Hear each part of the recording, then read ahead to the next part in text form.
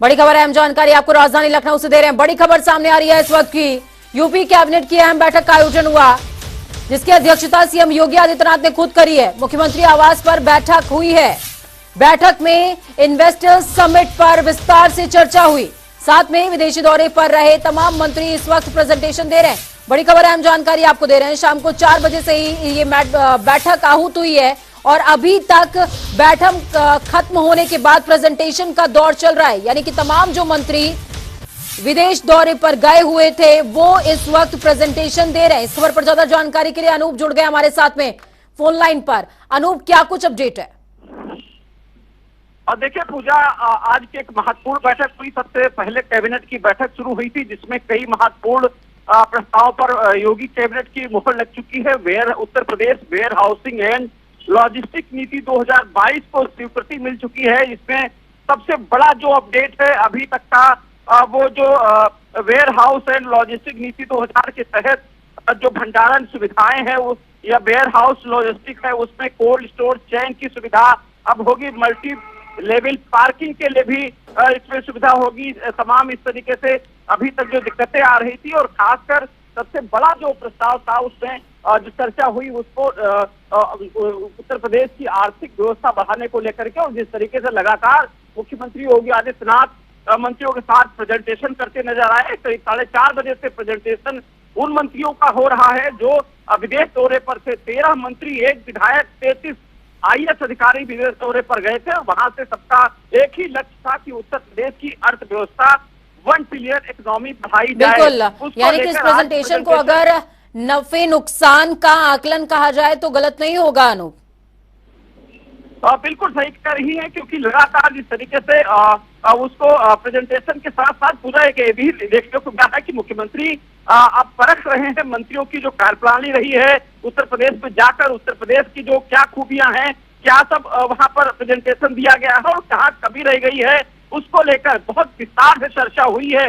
अभी चूंकि 1 trillion economy का लक्ष्य है, तो इस वजह से अपने आप को भापना अभी कहां पर है, क्या कितनी मेहनत करनी पड़ेगी, लक्ष्य काफी कठिन है। और उसके बाद लक्ष्य के पास धरातल पर उतारना, उससे भी बड़ा एक चुनौती सरकार के सामने होगी। मुझे लगता है मुख्यमंत्री योगी आदित्यनाथ इसी वजह से करीब 4:30 बजे से मैराथन प्रेजेंटेशन हुआ। उसके बाद जो कमियां थी उसको भी मुख्यमंत्री ने बताया कैसे कैसे पूरी करनी है, लक्ष्य को कैसे साधना है। इसी प्रकार को लेकर के लगातार प्रेजेंटेशन की जो मैराथन प्रेजेंटेशन है वो लगातार जारी है। पूजा, बिल्कुल, बहुत शुक्रिया अनूप हमारे साथ जुड़ने के लिए। अहम जानकारी ग्राउंड जीरो से साझा करें।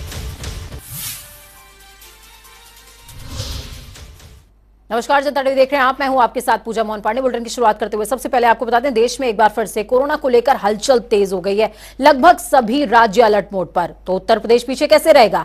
इसी कड़ी में अब कांग्रेस की कदम ताल पर भी अल्प या फिर पूर्ण विराम लग सकता है। हम ऐसा क्यों कह रहे हैं, समझिए। क्योंकि कांग्रेस नेता राहुल गांधी को भारत जोड़ो यात्रा रोकने के लिए पत्र लिखा गया है और ये पत्र उनको मिल चुका है। ये पत्र केंद्रीय स्वास्थ्य मंत्री मनसुख मंडाविया ने लिखा।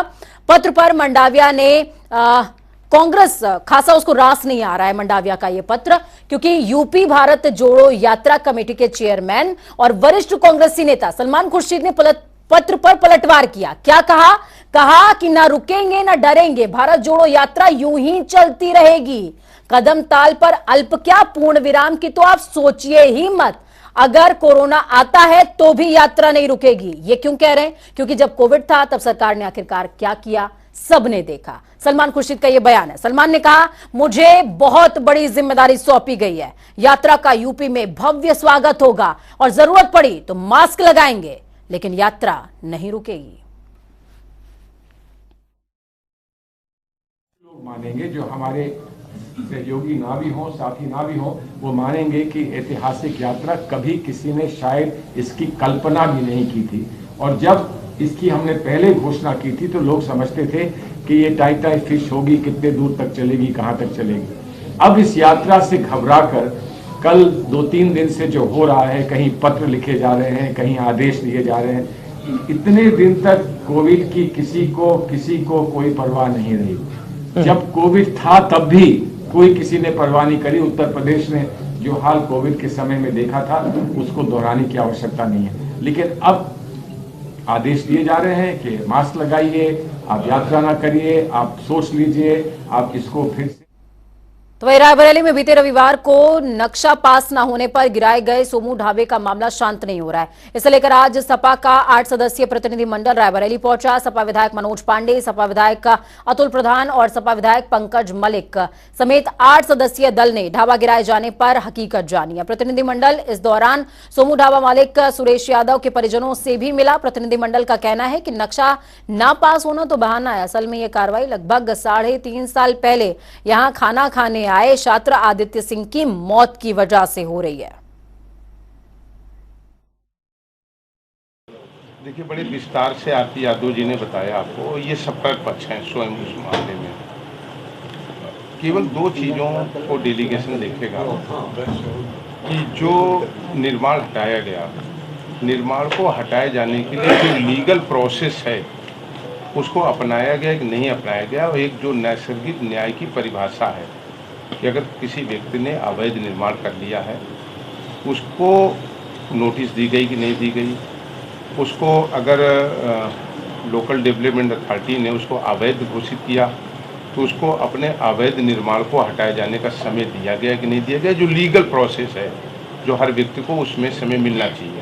आज समाजवादी पार्टी के राष्ट्रीय अध्यक्ष आदरणीय अखिलेश यादव जी के निर्देश पर आज एक डेलीगेशन यहाँ आया है, जिसमें सम्मानित विधायकगण, हमारे नेता आदरणीय मनोज पांडे जी, अतुल जी, सम्मानित विधायकगण, जिलाध्यक्ष जी, सब लोग यहाँ आ जाए हैं। जिस तरह से सुरेश यादव जी का सोमू ढाबा यहाँ गिराया गया, नोटिस चिपकाना, जो नोटिस चिपकाना चाहिए तो उसको छिपाने का काम किया गया, सारी बातें अभी आरती यादव जी ने भी आपको बताई है। जिस तरह का अत्याचार किया गया, उन सारी बातों को गंभीरता से। तो वहीं दूसरी तरफ चीन, कोरिया, जापान और अमेरिका में बढ़ते कोरोना वायरस के मामले के बाद भारत में भी हाई अलर्ट जारी कर दिया गया है। तो वहीं उत्तर प्रदेश की अगर बात करें, कोरोना को लेकर अलर्ट जारी है। आगरा का स्वास्थ्य विभाग भी सजग हो चुका है, कमर कस्ता नजर आया है।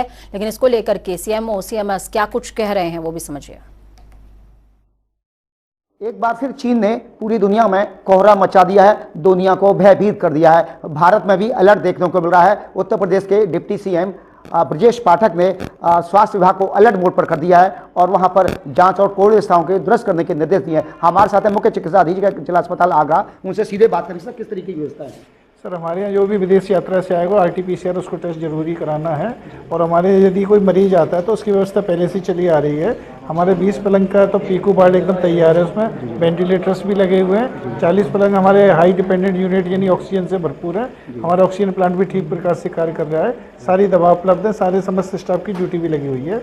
जो भी मरीज आता है तो उसका इलाज एकदम तुरंत ही चालू कर दिया जाएगा। सर, जिस तरीके से डिप्टी सीएम ने निर्देश दिए हैं और लगातार कोविड के मामले भारत में देखने को मिल रहे हैं, तो आगरा एक वैश्विक नगरी है, यहाँ पर देशी विदेशी पर्यटक लगातार प्रतिदिन यहाँ पर आते हैं। तो एक सजगता की आवश्यकता है और उसको जैसे रेलवे स्टेशन है, बस स्टैंड है, वहाँ पर भी सजगता की आवश्यकता। किस तरीके से उधर जो भी विदेश से आएगा तो उसकी RT-PCR जांच के लिए बोला जाएगा और उससे मास्क पहनने के लिए तो हर एक पब्लिक से बोला जाएगा। और एक डिस्टेंस होती है ना 6 फुट की दूरी, वो रखनी पड़ेगी आपको। इस तरीके अलर्ट गवर्नमेंट भी करेगी, तो इस तरीके से बचा रहेगा। अच्छा, जिला अस्पताल में और लोगों को आप क्या कहेंगे इसके बचाव के लिए? एक तो दूरी का ध्यान रखें सर, मास्क ज़्यादा जरूरी है क्योंकि एंट्री पॉइंट हमारा नाक या मुंह ही होता है। यदि मास्क पहन रहे हैं, वैसे काफ़ी हमारा स्टाफ तो पहन ही रहा है और उनको दोबारा बोल दिया जाएगा। तो और उपलब्ध है हमारे यहाँ सारा सामान, उपलब्ध है सारा सामान और आम आदमी को हर हाल में मास्क एक बार फिर अनिवार्य कर देना चाहिए, जिससे कि देश के अंदर जो महामारी का हम लोगों ने 2 साल पूर्व या हालात देखे, भयावहता देखी, वह उसकी पुनरावृत्ति न हो। प्रदीप रावत, जनता टीवी, आगरा। तो आजम खान इस समय मौजूदा स्थितियां अगर उनकी देखिए तो बुरे घिरे हुए हैं। सपा नेता आजम खान की मुश्किलें कम होने का नाम नहीं ले रहे। पहले लोकसभा हारे, फिर राज्यसभा, फिर उसके बाद विधानसभा चुनावों में भी उनको उपचुनावों में हार का सामना करना पड़ा। लेकिन अब 2 केसेस जो चल रहे हैं, हालांकि बहुत सारे केसेस चल रहे हैं, लेकिन 2 अहम केसेस में उनको मुंह की खानी पड़ी है। क्यों? क्योंकि आज रामपुर की MP MLA कोर्ट में अब्दुल्ला आजम के 2 जन्म प्रमाण पत्र के मामले में गवाहों की गवाही और बचाव पक्ष की ओर से जिरह होनी थी, जिसके लिए नरेंद्र त्यागी और कृष्ण अवतार कोर्ट में मौजूद रहे, जिनकी गवाही आज पूरी हो गई है। लेकिन बचाव पक्ष आजम खान की ओर से वकील की गैर हाजिरी के चलते आज भी जिरह पूरी नहीं हो सकी। आजम खान के वकील की तरफ से प्रार्थना पत्र दिया गया, लेकिन प्रोसिक्यूशन की तरफ से ऑब्जेक्शन लगाया गया, जिसके बाद बहस सुनी गई और कोर्ट ने 10,000 का जुर्माना ठोक दिया। अब कल यानी कि 23 दिसंबर की तारीख सुनवाई के लिए सुनिश्चित हुई है, जिसमें आजम खान और अब्दुल्ला आजम को व्यक्तिगत रूप से कोर्ट ने पेश होने के आदेश दे दिए हैं। ये वही मामला है जिस पर मंच से आजम खान आंसू बहा रहे थे कि मैं कितना बदनसीब बाप हूं जो अपने बेटे की जन्म की तारीख भी नहीं बता सकता। आज अब्दुल्ला आजम खां के जो 2 फर्जी प्रमाण पत्र वाला मैटर है उसका केस लगा हुआ था। इस केस में प्रोसिक्यूशन की तरफ से 2 गवाह प्रस्तुत हुए थे, एक नरेंद्र त्यागी और एक कृष्ण अवतार जी। ये दोनों जो हैं वो इन्वेस्टिगेशन ऑफिसर थे, उनकी आज गवाही हुई कोर्ट में। पिछली बार नरेंद्र त्यागी की भी गवाही हुई थी, परंतु आजम खां के वकीलों ने उनके जिरह नहीं की और आज भी उन दोनों गवाहों से उन लोगों ने जिरह नहीं किए, प्रार्थना पत्र दे दिया कि साहब हम आज उपस्थित नहीं हो सकते। उसी प्रार्थना पत्र पर सुनवाई हुई। प्रोसिक्यूशन की तरफ से हम लोगों ने ऑब्जेक्शन। वकील का नाम है संदीप सक्सेना। केस किसने लगाया? आकाश सक्सेना। मामला समझ रहे होंगे। खबरों में आगे बढ़ते हैं। आगरा में 10 साल पुराने केस में पूर्व बसपा विधायक को बरी कर दिया गया। ये केस बिना अनुमति के जुलूस निकालने पर दर्ज हुआ था। इस पूरे मामले में पूर्व बसपा विधायक जुल्फिकार अहमद भुट्टो सहित 9 लोग बरी हुए हैं। आपको बता दें कि समर्थकों के साथ बिना अनुमति यानी कि बिना परमिशन के 2012 में पूर्व विधायक ने जुलूस निकाला था, जिस पर अब भुट्टो सहित 9 आरोपियों को साक्ष्य के अभाव में अपर मुख्य न्यायिक मजिस्ट्रेट ने बरी कर दिया। यह केस 25 जनवरी 2012 का थाना मंटोला में दर्ज हुआ था। तो वहीं दूसरी तरफ बीजेपी के प्रवक्ता राकेश त्रिपाठी ने समाजवादी पार्टी के मीडिया सेल के खिलाफ परिवाद दाखिल किया है। इस परिवाद में सपा अध्यक्ष अखिलेश यादव और प्रदेश अध्यक्ष नरेश उत्तम पटेल दोनों को ही प्रतिवादी बना दिया गया। ये परिवाद समाजवादी पार्टी के मीडिया सेल के ट्वीट को लेकर दाखिल किया गया है। इस पर बीजेपी प्रवक्ता राकेश त्रिपाठी ने क्या कुछ कहा है, खुद सुनिए। समाजवादी पार्टी के ऑफिशियल वेरीफाइड ट्विटर हैंडल से पिछले दिनों से लगातार गाली गलौज की भाषा का प्रयोग किया जा रहा था, जिसमें मेरे वृद्ध माता पिता, मेरी पत्नी, इन सबके विरुद्ध बहुत अश्लील अपमानजनक टिप्पणियां की जा रही थी। ये टिप्पणियां राजनीतिक टिप्पणियां नहीं हो सकती हैं। इनको पहले लगातार हम आप इस बात की अपेक्षा करते रहे कि समाजवादी पार्टी के मुखिया अखिलेश यादव जी इस पर रोक लगाएं, लेकिन अब ये पानी सर से ऊपर हो चुका है। इसलिए न्यायपालिका की हमने शरण ली है अपने अधिकारों की रक्षा के लिए कि माननीय न्यायपालिका इनको दंडित करने का काम करे। जिस प्रकार के अपमानजनक लेख मेरे विरुद्ध और हमारी पार्टी के अन्य नेताओं के विरुद्ध भी लिखे जा रहे हैं, ऐसी बातें राजनीति में स्वीकार्य नहीं हो सकती है। मैं अपने अधिकारों की रक्षा के लिए माननीय न्यायालय की शरण में गया। छीटाकशी, आरोप प्रत्यारोप लगातार आप सुन रहे हैं इस खबरों में, लेकिन एक अच्छी खबर मिर्जापुर से। उत्तर प्रदेश के मिर्जापुर में सदर तहसील क्षेत्र के जसोवर गांव की निवासी सानिया मिर्जा को प्रदेश की पहली फाइटर महिला पायलट चुना गया है। यूपी बोर्ड से हिंदी माध्यम में शिक्षा ग्रहण करते हुए पायलट बनने वाली सानिया ने यह मुकाम हासिल करके दिखा दिया है। सानिया का मानना है कि हिंदी माध्यम वाले भी शीर्ष मुकाम पा सकते हैं, बस उनका इरादा पक्का होना चाहिए। आपको बता दें, सानिया मुस्लिम परिवार से बिलोंग करती हैं। फाइटर महिला पायलट के तौर पर उनका चयन उन्हें देश की पहली मुस्लिम महिला फाइटर गर्ल पायलट के तौर पर दर्जा दिलवाता है। 27 दिसंबर को सानिया पुणे में ज्वाइन करके अपने सपनों की उड़ान को पंख लगाकर मंजिल को हासिल करेंगे। मैंने NDA 149 कोर्स के लिए इस एग्ज़ाम को क्लियर किया है और मैं फाइनली इसमें सेलेक्ट हो गई हूँ। 27 दिसंबर को मैं NDA ज्वाइनिंग करने जा रही हूँ। बात आती है मेरी स्ट्रगल की, तो मैंने अपनी जो स्कूलिंग है वो यहीं विलेज से की है जहाँ से मैं बिलोंग करती हूँ। और मैं साइंस स्ट्रीम में बहुत ज़्यादा रुझान रखती थी और बचपन में मैं इंजीनियर बनना चाहती थी। तो उसके बाद मेरे विलेज में जो है वो science stream was no more further, so मैंने आगे की तरफ मूव किया और मैं सिटी में मैंने एडमिशन लिया 11th में। मैं अपने स्कूल में स्कूल टॉप किया था और अपनी 12th की एग्जामिनेशन में बोर्ड्स में मैं डिस्ट्रिक्ट टॉप की हूँ अपने बोर्ड से, यूपी बोर्ड से। और उसके बाद मैं अवनी चतुर्वेदी, जो कि फ्लाइट लेफ्टिनेंट अवनी चतुर्वेदी हैं, वो हमारे इंडिया की पहली फाइटर पायलट है। उनसे काफ़ी ज़्यादा इंस्पायर हुई हूँ मैं। इंस्पिरेशन मतलब जब मुझे पता चला कि वो इंडिया की पहली फाइटर पायलट है, फिर भी वो 2015 में कमीशन हुई हैं, और जब मुझे बहुत ही ज़्यादा दुख हुआ जब मैं इस चीज़ को जानी कि लड़कियां जो है 2015 से फाइटर स्ट्रीम में इन्वॉल्व नहीं की जाती थी, कमीशन नहीं होती थी। तो मुझे एक पैशन आया कि मुझे भी ऐसा ही कुछ करना है जो आज की गर्ल कम्युनिटी है उनको ज़्यादा से ज़्यादा इंस्पायर करे। तो वहाँ से मैंने ये सपना देखा था और फिर NDA की वैकेंसीज़ आई। 19 सीट्स में से 2 सीट्स फ्लाइंग के लिए हैं, जिसमें मेरा दूसरा पोजीशन है। अब ये तो हम बता नहीं सकते कि हमें इतनी खुशी हो रही है कि हमारी बच्ची ने इस विलेज का और इस माँ का इतना बड़ा मान रखा, सम्मान रखा, जो हम कभी सोच भी नहीं सकते थे। कभी हम लोग भी पढ़ते थे, हम लोग कभी ये सब नहीं कर पाए, पर हमारी बच्ची ने हमारा वो सब कुछ, हमारा मान सम्मान सपना सब कुछ पूरा कर दिया। हम ये बता नहीं सकते, हमारे पास अल्फाज नहीं है। हमारी बच्ची ने अपनी माँ का इज्जत रख लिया, अपनी माँ को वो हर एक चीज़ से, हमारी बच्ची ने हर एक चीज़ से बचा लिया। और साथ ही साथ तो चंद लाइनें हैं कि परिंदों को मिलेगी मंजिल एक दिन, ये फैले हुए उनके पंख बोलते हैं और वही लोग रहते हैं खामोश अक्सर जमाने में जिनके हुनर बोलते हैं। तो हुनर को बोलने दीजिए, आप चुप रहिए, काम कीजिए, बोलने वालों का काम बोलना है, आप करके दिखाइए। खबरों में आगे बढ़ते हैं। केंद्रीय गृह मंत्री अमित शाह के संसद में जनसांख्यिकी बदलाव के बयान पर सपा प्रवक्ता अमित जैमई बिफर गए हैं, पलटवार किया है। कहा कि अमित शाह जी, आपके राज में आर्थिक विषमता का 2 भारत आखिरकार बना क्यों?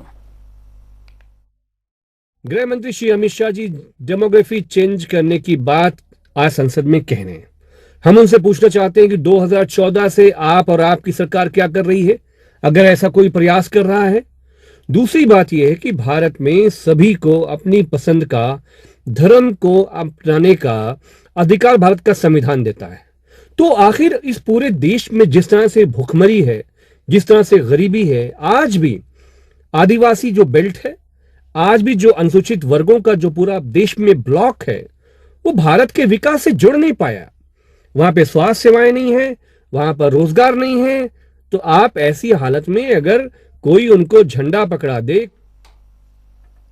तो चलिए खबरों में आगे बढ़ेंगे, जिक्र उत्तराखंड का भी करेंगे। बड़ी खबर, अहम जानकारी देहरादून से दे रहे हैं। आज की ये सबसे बड़ी खबर है, अंकिता भट्टारी हत्याकांड से जुड़ी हुई बड़ी खबर है। नार्को टेस्ट पर आरोपियों का इनकार है। वीडियो कॉन्फ्रेंसिंग में अभियुक्तों ने सहमति नहीं दी है। एसआईटी ने 9 दिसंबर को अर्जी दाखिल करी थी, लेकिन नार्को टेस्ट पर अभियुक्तों ने आपत्ति दाखिल कर दी। नार्को टेस्ट को लेकर के अब अगली सुनवाई 3 जनवरी को होगी।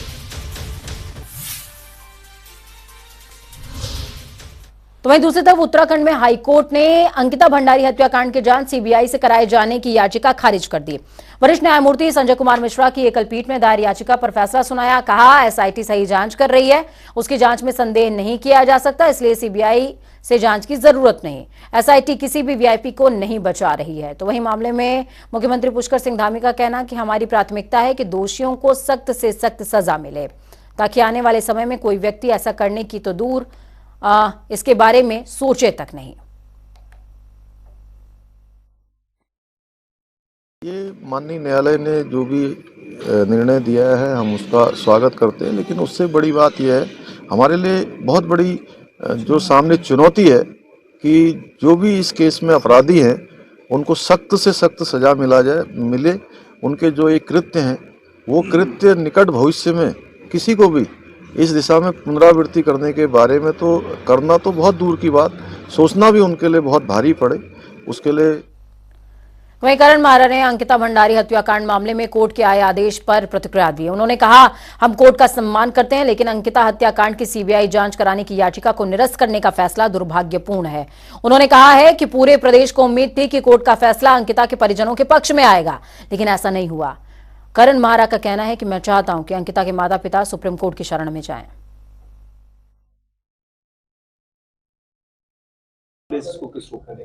देखिए, हाईकोर्ट का पूरा सम्मान करते हुए मैं ये कहना चाहता हूँ, दुर्भाग्यपूर्ण फैसला है। पूरी आवाम, पूरा विपक्ष ये जानना चाहता था कि सीबीआई की जांच हो। अगर एसआईटी ठीक से काम कर रही होती तो एसआईटी की जांच के दौरान दोबारा से आग नहीं लगती रिजॉर्ट में। एसआईटी अगर ठीक से काम कर रही होती तो डोजर नहीं चलता। और कुछ अधिकारी इस तरीके के बयान देते हुए नहीं दिखते। डीएम ने 2 बार बयान बदल दिए।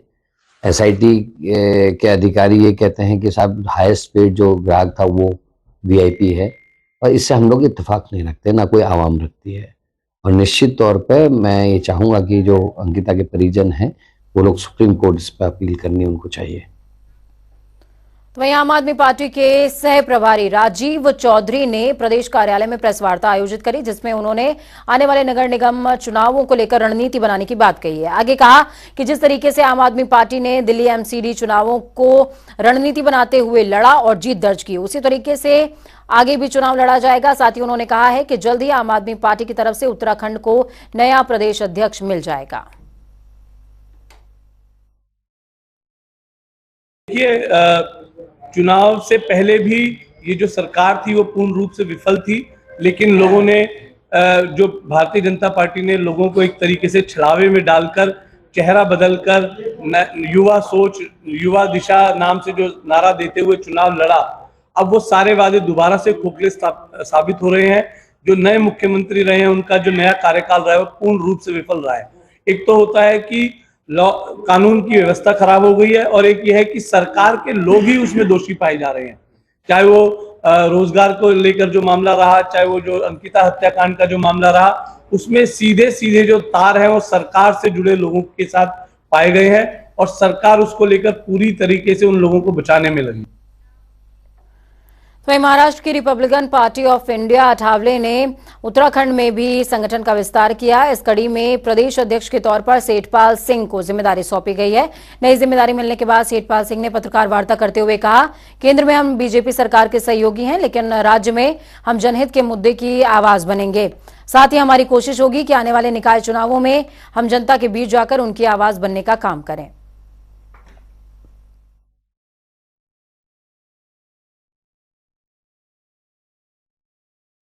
अभी तो हम गठबंधन में हैं केंद्र सरकार में, अभी तो इसमें मतलब चुनाव के बारे में कुछ कहना उचित नहीं होगा। पर हाँ, जो नगर निगम के चुनाव हो गए उनमें हम देहरादून, हरिद्वार प्रदेश में नगर निगम के चुनाव निकाय के लड़ेंगे। अभी तो हम गठबंधन में हैं केंद्र सरकार में, अभी तो इसमें मतलब चुनाव के बारे में कुछ कहना उचित नहीं हो। तो चलिए फटाफट अंदाज में 2 मिनट में 10 अहम जिलों का रुख करेंगे।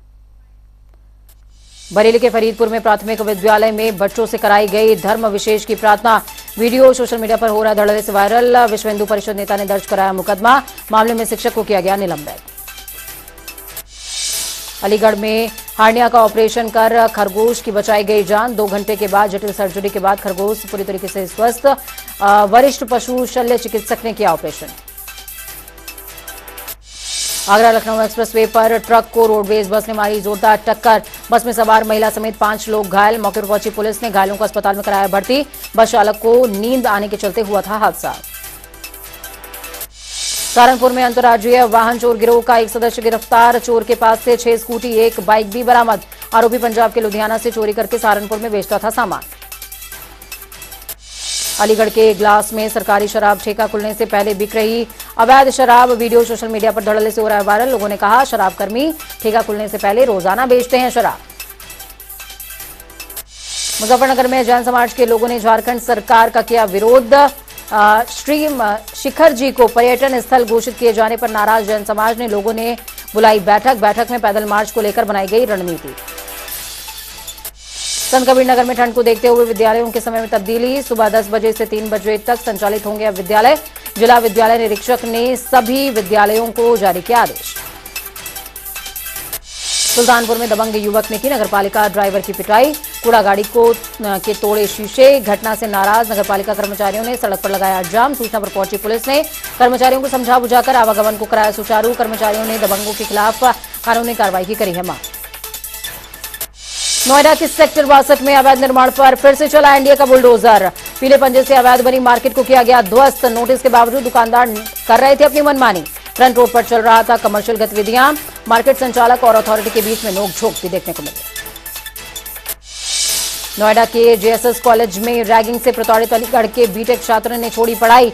इंजीनियर बनने गए छात्र ने कॉलेज जाने से किया इनकार। पीड़ित छात्र ने मीडिया से कही आप बीती। पीड़ित ने पुलिस प्रशासन पर भी लगाया गंभीर आरोप। कॉलेज प्रशासन के दबाव के चलते पुलिस नहीं कर रही थी आरोपियों को गिरफ्तार।